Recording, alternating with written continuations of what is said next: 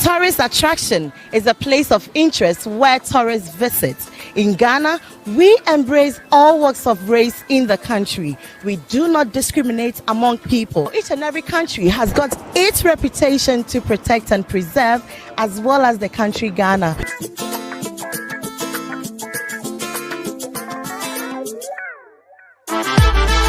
The beauty of the country Ghana is in all aspects, being its culture, food, people, cities, and the general living of its people. Like in global economy, tourism in Ghana is one of the fastest growing sectors in the country.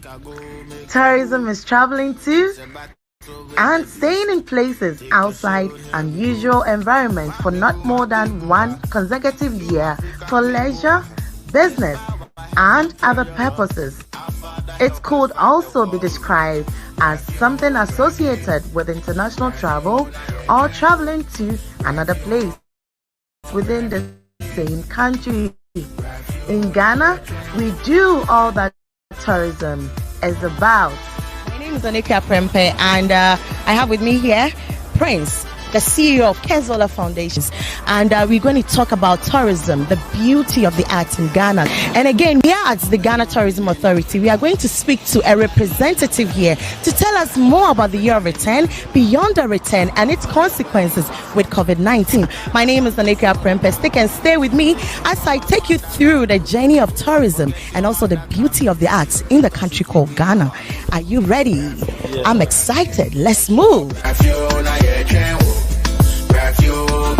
Ghana's year of return in 2019 marked 400 years since the first enslaved African reached America.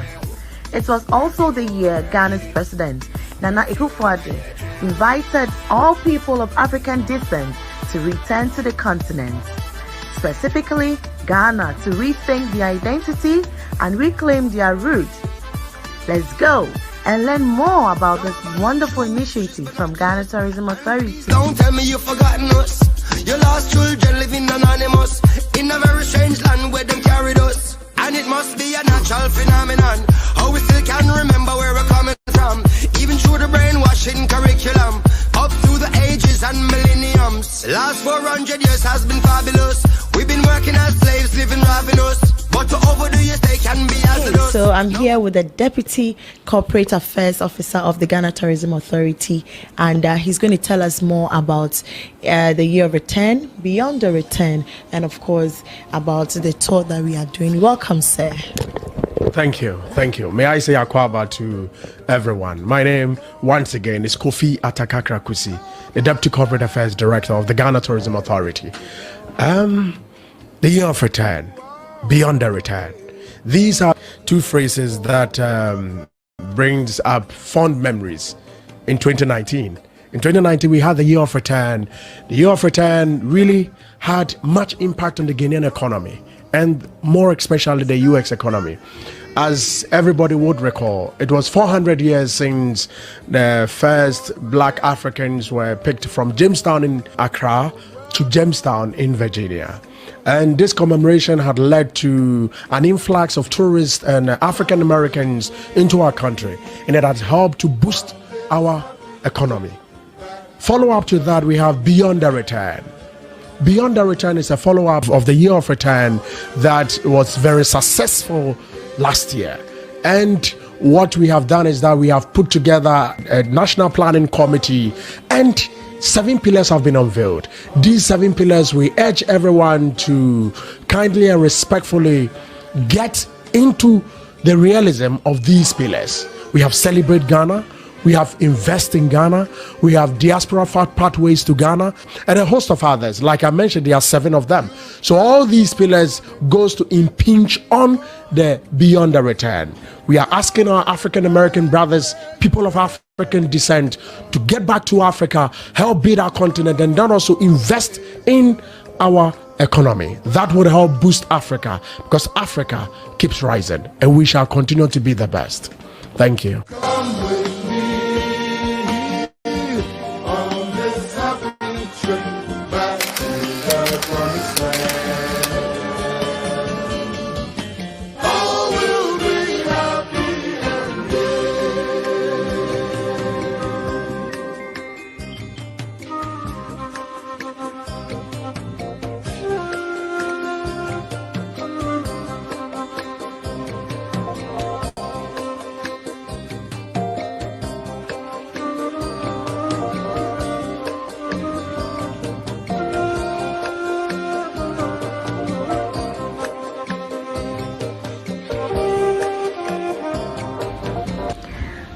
Tourism in Ghana has rocketed beyond the borders of the country and to the rest of the world. It is also fused with creativity, which cuts across from music, dance, food, fashion, the arts and crafts, which are really helping the growth of the economy. Now the arts is very important, and Ghana is poised to making the country popular around the world and attracting visitors and foreigners through arts. Things like wooden sculptures, ceramics, kente cloth, wooden carvings, beads, paintings, among other beautiful artifacts, can also be seen in the center of Accra, the capital city where tourists can visit. This symbolizes and represents the rich culture and heritage we have as a country. Hey, so my name is Nanika Prempe. Once again, I'm here with the Chief Executive Officer of Kenzola Foundation, and he's going to tell us a little bit about the foundation and, of course, about the tour that we are doing today. You're welcome. Thank you. My name is Prince Amin Anas, the CEO of Kenzola Group of Companies. Actually, the idea behind this tour is bringing brothers and sisters from diaspora to Mother Ghana to have the taste of Mother Africa.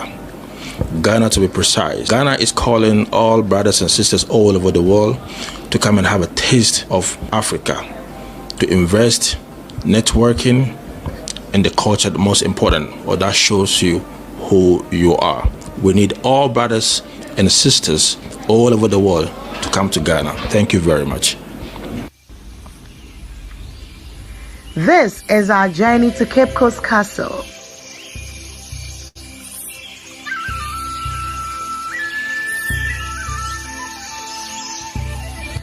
Cape Coast Castle is one of more than 40 slave castles which was built in the then Golden Coast by European traders. It was originally a Portuguese feitoria or trading post established in 1555. Cape Coast Castle is the largest of the buildings which contains the legacy of the transatlantic slave trade and is a UNESCO World Heritage Site. Like most ancient fortifications in Ghana, Cape Coast Castle played a significant role in the golden slave trades, but also two significant contributions were made here with the arrival of the Christianity and the establishment of the first formal education system through castle schools. A guided tour of the Cape Coast Castle will acquaint you with many interesting features, including Dazzle Tower, the slave dungeons, and the canoes and the mortars used in the castle's defense. Now, the West African Historical Museum is also located inside Cape Coast Castle and contains a growing collection of arts and cultural objects, including ceremonial drums, old muskets, shackles from the slave trade, and ancient pottery. Come on, let's learn something.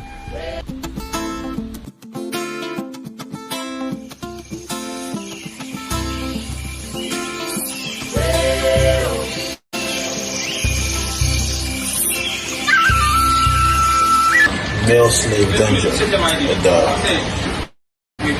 It looks like a tunnel. I don't know. Let me try and see if I could get the step inside and see exactly how it looks like. But to be honest with you, oh my God, you need to come here and see.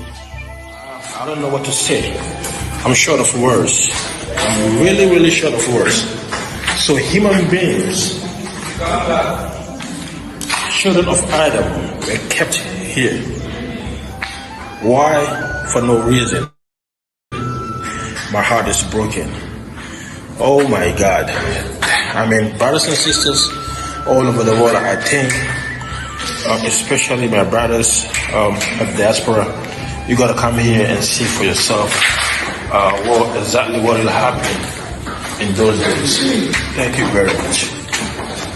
All of you are warmly welcome to the historic Cape Coast Castle. My name is Sebastian Kwamina Tete, and I'm actually going to be your tour guide within the next 45 minutes to maximum about an hour. Well, wonderful guest on the tour, you are allowed to ask questions. At the same time, you can contribute to exactly what we are doing here. Great. But before we start the walking tour, where you are is known as Cape Coast Castle, which was built 1665 by the British. This place is about 354 years, and it's actually the youngest of the 3 castles built in Ghana. And talk of 3 castles, we have St. George's Castle or Elmina Castle, which was built by the Portuguese 1482, which is about 537 years. The oldest and the biggest European stone in sub-Saharan Africa. There is another one in Accra, Osu Castle or Christiansborg Castle, built by the Danes in 1661, 357 years. But Cape Coast Castle, being the youngest, was built at a time when transatlantic slave trade was at the highest level. Because of that, the dungeons here in Cape Coast Castle were built much bigger, to hold about 1,500 people at the same time. The people that were brought here were not all Ghanaians. They brought them in from several parts of Africa. But the biggest number came from West Africa. From so many West African nations, African men, women, they had to walk barefooted, either tied up or in shackles and chains, till they find themselves here. When they find themselves here, in Cape Coast Castle, there is a place known as Palava Hall, which was the market or the auction block. They would send the men, the women, gold and lots of other materials to that part. Doctors and nurses will examine the people to determine their age and strength. After that, people that are fit to be bought, yes, they will be bought by the European merchants. Those that are very weak and sickly, whoever brought them will have to take them back to where they got them from. Then after doing that, they have to hold them in storage spaces. That is the dungeons. They will wait in the dungeons for at least 2 weeks to maximum 3 months for the arrival of the slave ships. But before they sent them into the dungeons, each group of African men, women that arrived here were owned separately by lots of British European companies. So these companies will avoid confusions amongst themselves over the ownership of the strongest of the people. And by doing so, they will put metals with their initials on them into fire. It heats up. They pull it out. They smear that part of the body with oil. Then they will be branded. Sometimes shock from that burning iron ends up killing some people. But those that survive, the men will go into the male dungeon, women in the women's dungeon. And please, people that came here, majority of them came in as prisoners of wars. If they came in as prisoners of wars, the question here is, who was bringing them? Before the Europeans arrived, indentured servitude was a thing that existed amongst local African tribes. There were lots of intertribal wars. There were, wrongdoers in the society, orphans, debtors, and lots of other people. At that time, when they get these people, they use them domestically. You will construct so you get a place to sleep. You will farm so you get food to eat. And at some point, these servants will have children. Their children never become servants to their masters because they have nothing to do with their masters. And servants could even buy their freedom at some point in their lives. They can purchase a land, they can start a small village, and they can even become chiefs of that village. So look at the system of slavery amongst Africans at that time. The Europeans had supposedly discovered the Americas. They had plantations, they needed labor, so they were here looking for labor. Yes, they were looking for labor, yet they started capturing people, but they realized that we can't always go out there and capture. We have to go to the Africans themselves and get people from them too. So they started dealing with the Africans, and the Africans started bringing them African men, women, gold, and lots of other things. Whenever Africans brought Africans, Europeans never gave them money in exchange. Because European money at that time had no value to any African around here at that time. That's why they practiced what we call the barter system of trade. So they exchanged materials. The materials the Europeans gave to Africans, looking at it, was very cheap. Talk of guns, gunpowder, whiskey. I turned off the light.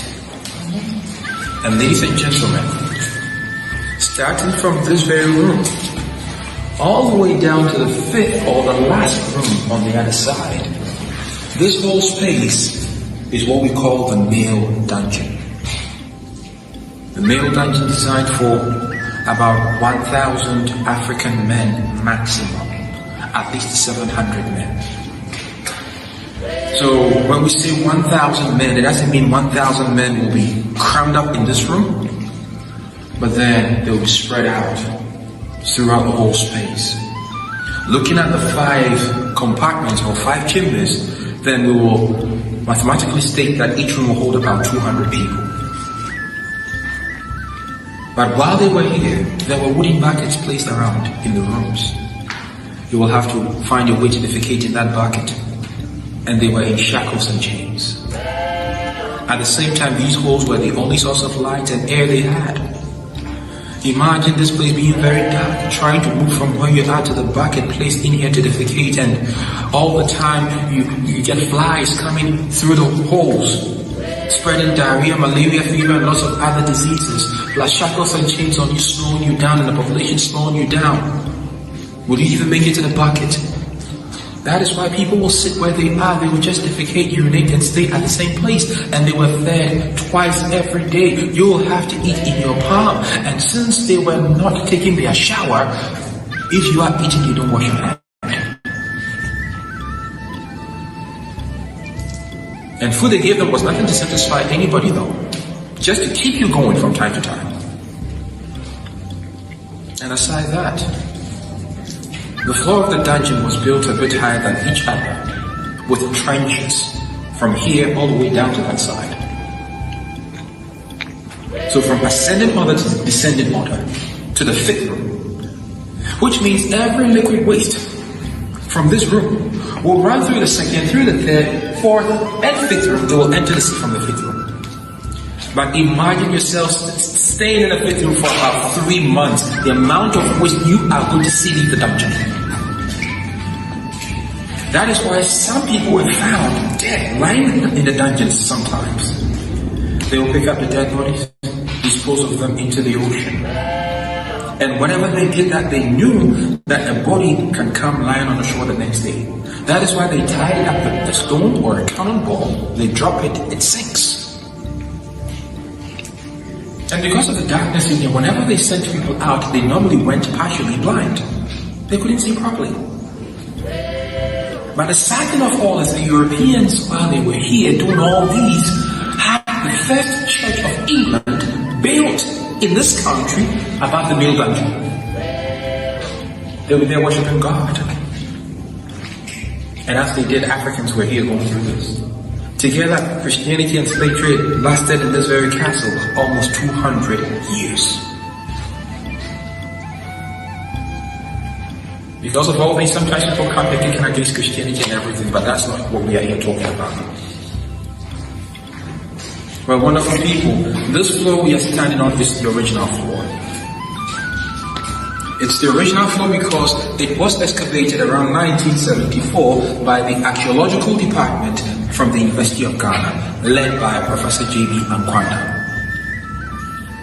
But when we go to the other room, the floor there is not original because when the slave trade was almost over, the Europeans decided to stop cleaning. So they moved people outside. Instead of Africans coming to clean the place up, they were ordered to cover everything up with sand. They will bring the people back, sleep on top of it. So it's feces, urine, and so many things caked up on the floor with sand on top of it like that. And that is what I call the DNA of the Africans that were made to stay here some years ago. Well, we are going over there to walk on top of it, but I will humbly ask we take off our shoes and walk barefooted. I'm just kidding.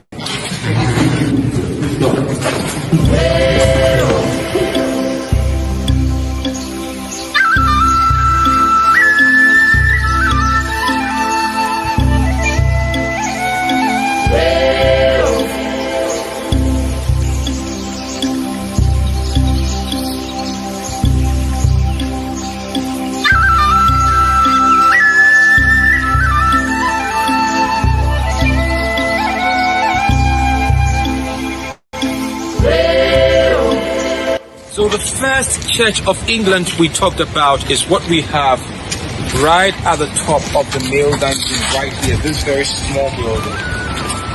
First Church of England in Ghana. Wonderful people. Talking about churches, the Europeans always brought missionaries with them when they came to trade. But then there came a time they realized that their missionaries were dying very fast. So they came up with an idea of sending Africans from here to that site to be trained as priests. They will come and work here. So that's where this man comes in. Philip Kwaku, Reverend Philip Kwaku. Around 1741, he was born to the royal family here in Cape Coast. His father, Obrimpong Kojo, was a middleman, bringing people to the Europeans to send abroad. So he had the opportunity and realized that the Europeans have been schooling their own kids they were having with African women around here in the castle. And these kids are called mulattoes and mulattresses.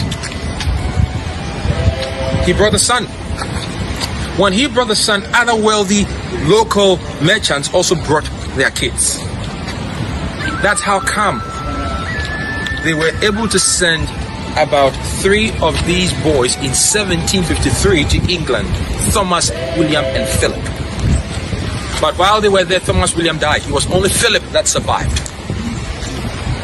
Philip, at the age of 24, was ordained the first black African priest. So then, he served a year in the Anglican Church of Canterbury. Then after serving a year, they brought him to Cape Coast Castle. He worked in the church above the dungeon from 25 years to 75 years of his demise. And when he died, he was buried amidst the Europeans. Every 17th of October, all Anglican schools and churches in Cape Coast, they come here to celebrate him. Why? Because if you talk of Western education, when this man returned, he promoted it mostly here in Cape Coast. That's why most people, they see Cape Coast to be the center of education in Ghana. He pioneered it too. And there's a school named after him, Philip Kwaku Boys School, the first boys' school in the whole of West Africa. Just a stone throw away from the castle. We have C.B. Whitehead, the teacher, Elizabeth London, and George McLean.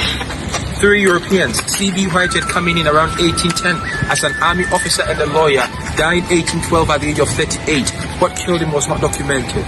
Letitia, Elizabeth London, and George McLean, husband and wife. Around 1830, George McLean arrived. Staying here for about 8 years, Letitia visited. She was tired of staying away from the husband. When she got here, within 2 months in the same year, she was found dead in the husband's bedroom. And there were rumors that she poisoned herself. Because upon her arrival, she realized the husband had been seeing a very lovely African lady. Others were saying she might have died of malaria, which was killing lots of Europeans around here. At the same time, people were saying she might have been poisoned by the husband just to be with his African girlfriend. But then after the wife's death, the man still stayed with his African girlfriend for about 10 years. So the whole thing raises eyebrow, but we don't say. And George McLean, after staying here for about 17 years, died of a confirmed malaria parasite at the age of 46 in the year 1847.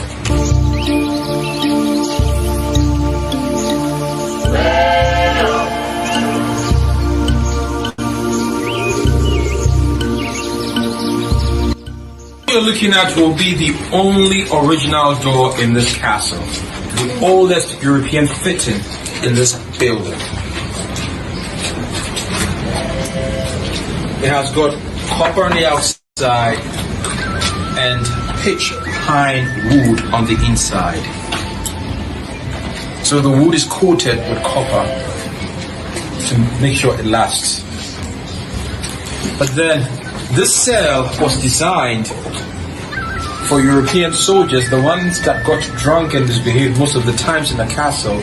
They were checked by letting them stay here a few hours. They had light, they had air, they gave them food and water. And whenever they were sober, they were allowed to go. But there were African men that sometimes stood up for themselves. They fought to have their freedom by all means necessary. The Europeans saw them to be a threat. So they will beat these people up to a pulp and throw them all the way in the back, lock them up with 2 doors, separating them from the Europeans here. If you are out there, there will be no light. There will be no air, there will be no food and water. You stay there until you die, and when you die, they pick up the dead bodies, making sure everybody in the dungeon is out at the courtyard to witness the body being carried out of here, being thrown into the ocean, just to serve as an example that you cannot get up the next time and do the same thing they did.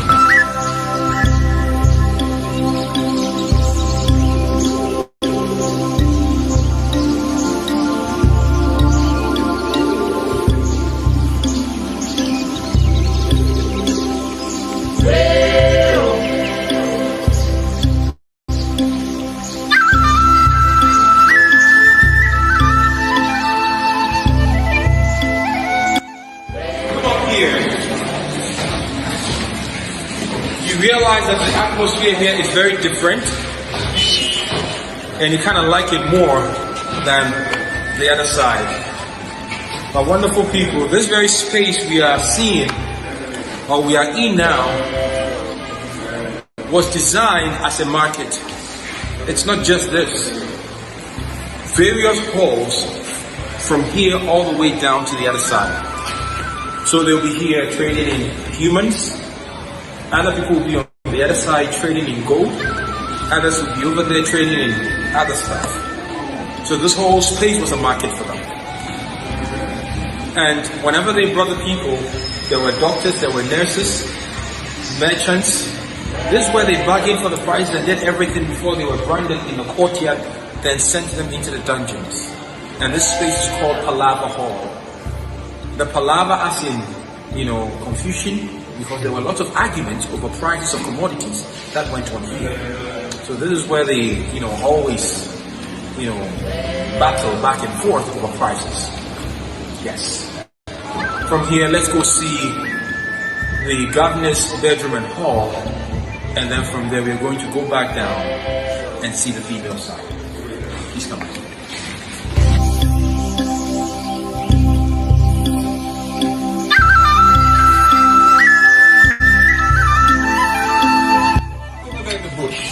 Up over here.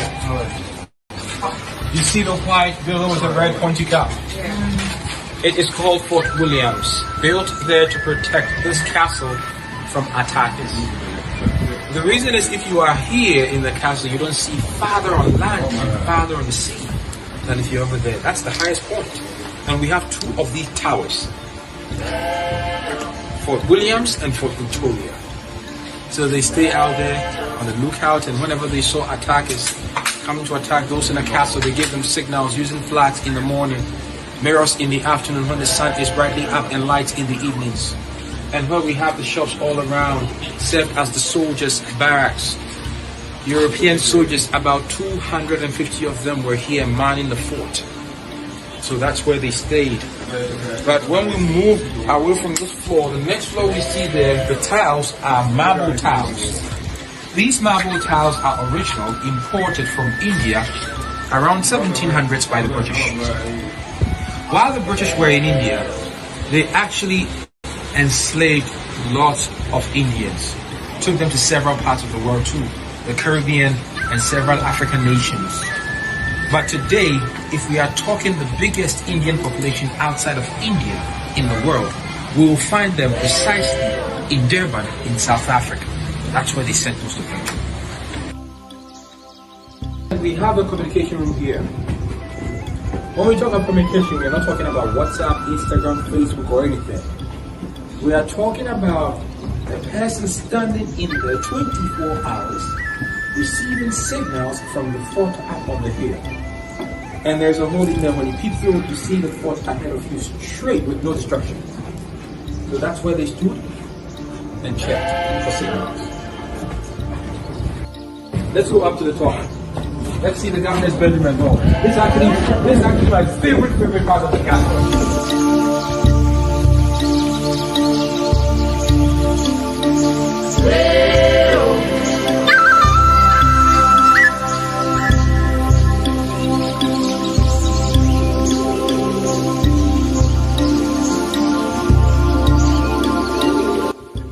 this whole space to himself.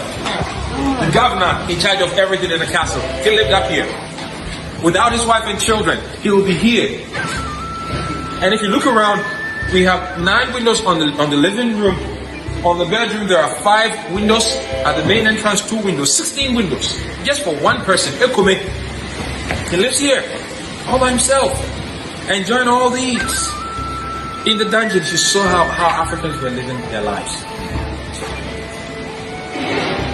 And as I said earlier, I bring you up here to enjoy the fresh air, to cool down, because it's very hot. At the same time, I bring you up here to see the contrast, how the Europeans were living and how Africans, lived. Please, you can go through the bedroom, and then from the bedroom, go back down.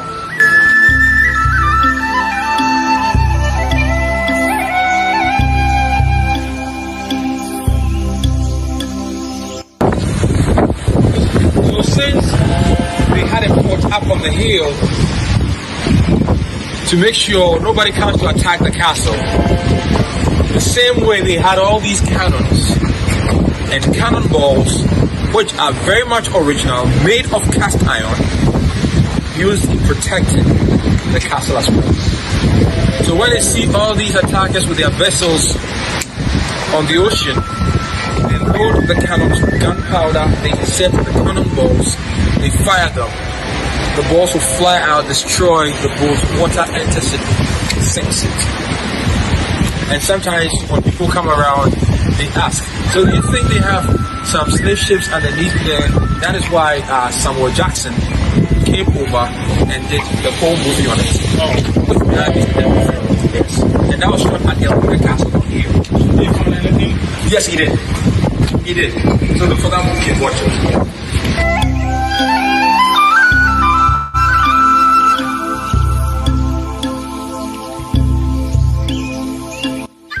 Like that underneath, all the way to that end. So this is the underground passage.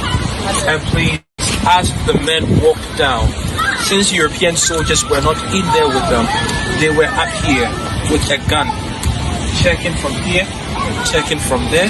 When you go to the side as well, they were checking until we went out of the tunnel. And that's exactly what we are going to see. So nobody was going down from here, nobody was coming up. It was only the European soldiers that stood here with a gun, checking on the African men that were going through. And as I told you earlier, while the African men were being pushed through the underground passage, there were African overseers who held lanterns and whips, checking on their own brothers to make sure they are moving. Why were the Europeans still checking on them at every point? Because they never trusted any of the Africans in here.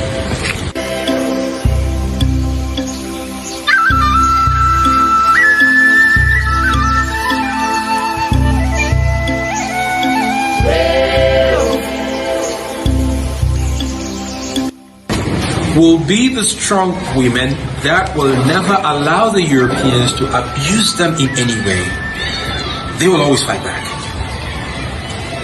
While they send the men over there to that side to stay there till, death comes to them, the women will be brought here for about a week maximum with a very heavy door on this one. That small hole there was where they give them food and water once a day. That's their source of air and light as well. And then when they are sober, they bring them out. They go back into the female dungeons. But if you are here, you will have to defecate and urinate in this hole here. Yes. And this is actually connected to the drainage. So when rain falls, it flushes everything out into the ocean.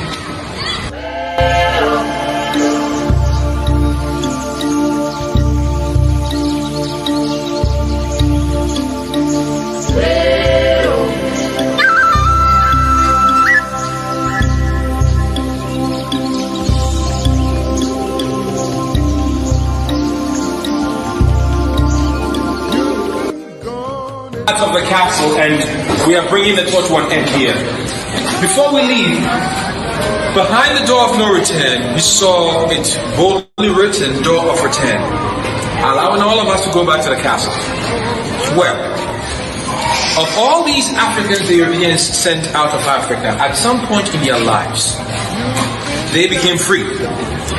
When they became free, they decided, if we are free Africans, it's best we go back to the continent where we were taken from, to celebrate our freedom, for the whole world to know that we are back home at last. They had challenges organizing a trip, but finally in the year 1998, they were able to go to Ghana to celebrate Emancipation Day, which was themed the Great Homecoming. On their arrival, they were carrying 2 caskets. In the caskets were mortal remains of ex-slaves, exhumed from New York, Samuel Carson, Jamaica, Madame Crystal. They brought them to a village on your way from Accra to Cape Coast called Abanze. And Abanze is where we have Fort Amsterdam. Through Fort Amsterdam, lots of people from that area were sent to Suriname. So they performed the ceremony there. Afterwards, they brought them by the ocean to this very shore we saw. At the shore, they carried the caskets, walked them up through the door of no return, and immediately that was done. Automatically, the chains of door of no return was broken after a ceremony. They sent them to the courtyard, they finished whatever they were doing, then they sent the remains to Asin Mansu Slave River, or the slave market, where they were reburied. Telling every African that was taken away that even if all of them are dead today, their kids can go back home and find their roots or wherever they were taken from. That is why we have door of return outside, and on the wall we have this plaque saying Akwaba, which means welcome. It's here welcoming whoever leaves and goes back to the castle through door of return. And you all here just did that, so I officially say Akwaba to everyone. Welcome back. But then, wonderful guests, as you're leaving, all I can say is that slavery still exists in our world, in so many different forms as people will see it go on. But then most of the times the best we do is keeping quiet, walking away peacefully, and enjoying our peace of mind. But then if you are at peace with yourself, living in a world that is not at peace with itself, what good will that be of you? If this doesn't affect you today, trust me, tomorrow it might come back to you. That is why I'm pleading that when you walk out of here now and you see any form of slavery going on the streets, please don't keep quiet. Do something about it. Even if it's just a little bit. Just do it. Change someone's life. And I know for sure that when you change their life, they will also change another person's life. Then communities will change, nations will change, the world will get better. When the world is better, I know I won't have to look for where you are, ask you to go out there and have fun, because automatically, if you are at peace with yourself, you are a happy person. People that are happy always see fun, knock on their doors. They don't go looking for fun. Actually, it was a lot of questions that just keep lingering in my mind for some time, and no one seemed just to help me out with it. But you sound very eloquent, like you know what you're talking about. Okay, I would like to know what was the offense of the black man, like to be a slave, because I got this kid in United States asking, he's a white guy, and he's sympathizing with the black people. He asked me, so why would the black people allow a fellow human being? Okay, so at that time, when the Europeans came, as I was talking about earlier, there was that system of slavery amongst Africans themselves, but that was indentured servitude. It was not chattel slavery, so it was very flexible. But then the Europeans came in and at some point realized that, hey, we have to send some of these Africans out there to our plantations, mines, and others to work. And then they started, talking to the tribal heads about it, not letting them know that they need the people to do all those stuff over there. So the tribal heads also decided, well, if you need the people to work, we are using them to work as well. We can give you some of the people, and then in return, we are going to take some of your guns and your, merchandise you brought. So they started doing that. That has not mean at some point the Africans never realized the brutality Africans were going through at the hands of white men. They found out about it, but you and I know that when people become very addicted to something, it becomes a lot difficult for them to stay away from it. So they still went ahead and did it anyway. And at some point too, they were doing it out of greed and the love of money. Thank you very much. I've just finished our tour with the tour guide. Very, very interesting explanation and the history of our brothers and sisters in diaspora. I'm very, very touched. My heart was broken, but hey, man, I got no choice. I'm just calling on brothers and sisters all over the world. This is Ghana, Africa. This is your roots. Come here and have that taste of where you belong. We've seen it all. We are at the Cape Coast Castle, and we've learnt a lot today. So, just as Prince said, we are calling all our brothers and sisters from the diaspora to come and learn more about our culture, have fun, invest, and then let's work with everyone. The people here are very loving. Our food is nice. Our culture is superb. Do not hesitate to come to Ghana. Ghana is an interesting place to be. Yeah. Please kindly come. Don't come one. Gather your families and make sure you come and see where your lineage is. Thank you.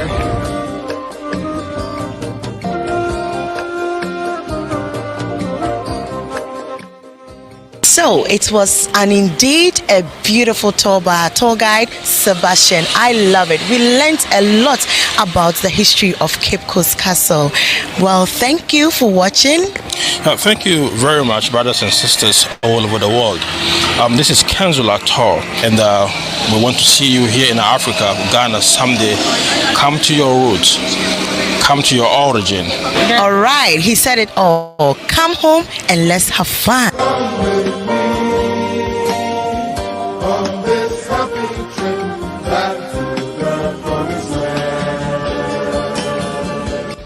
Fanti Kenke is a Ghanaian staple made from fermented corn dough wrapped in dry banana leaves, with the best ones generally thought to come from these parts of the country.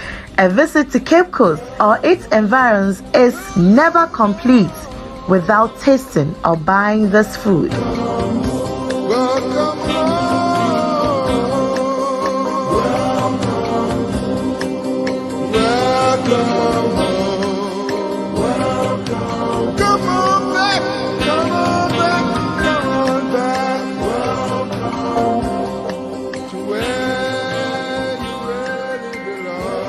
Anapa ne isting so adasa yameda de mekudu akwaba zagadat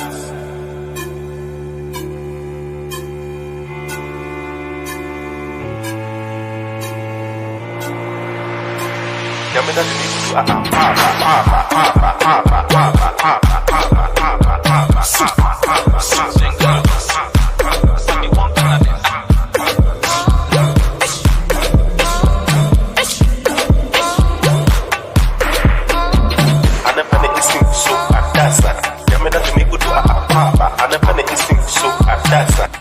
Ghana is rich in mineral wealth. Gold, diamond, bauxite are a few of them that are mined in large quantities. Currently, the country is the biggest producer of gold in Africa. Let's take a look at the tourist sites we have in Ghana. The Menchia Palace, Kakum National Park, Lake Bosomtwe, National Theatre, Boti Falls are among the known ones.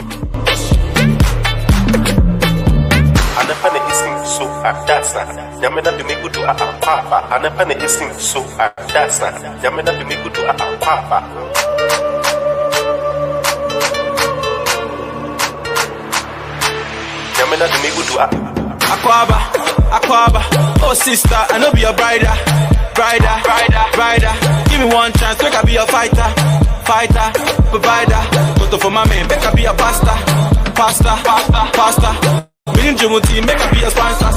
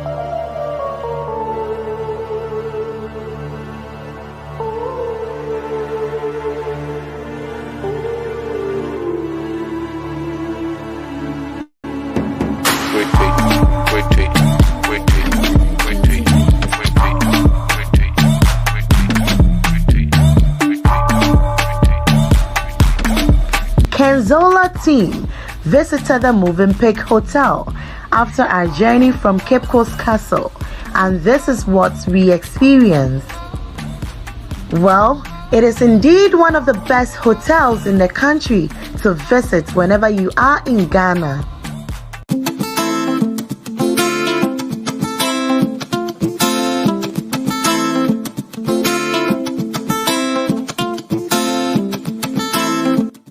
Okay, so there are a lot of hotels in the country, but today we are at one of the top-notch hotels in the country called Movenpick.